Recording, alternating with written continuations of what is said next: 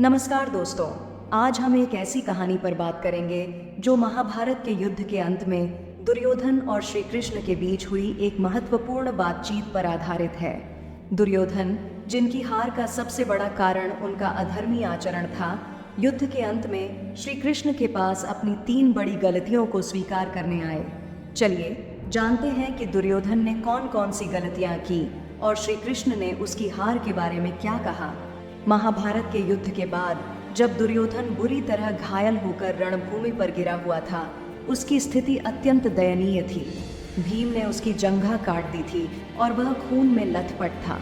उसकी स्थिति इतनी खराब थी कि वह बस कुछ ही समय में दम तोड़ने वाला था।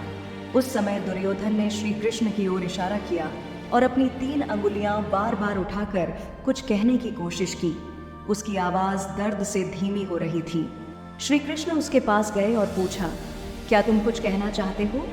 दुर्योधन ने उत्तर दिया, मैंने महाभारत के युद्ध के दौरान 3 बड़ी गलतियां की हैं। इन गलतियों के कारण मैं युद्ध नहीं जीत सका और आज इस स्थिति में हूँ।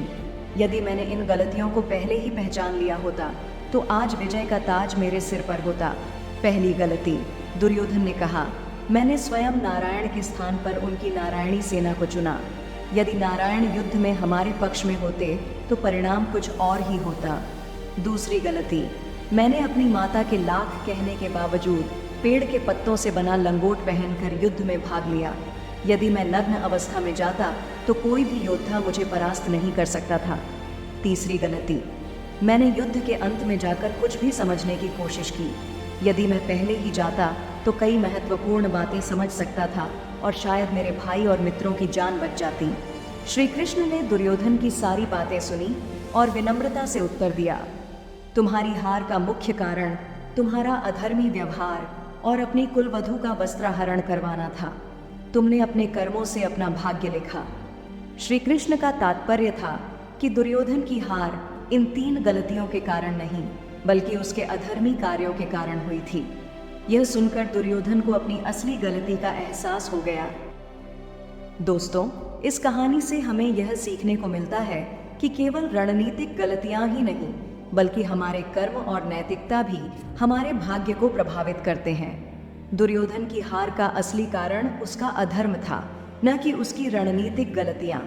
इस प्रकार की कहानियां हमें सही और गलत के बीच के अंतर को समझने में मदद करती हैं।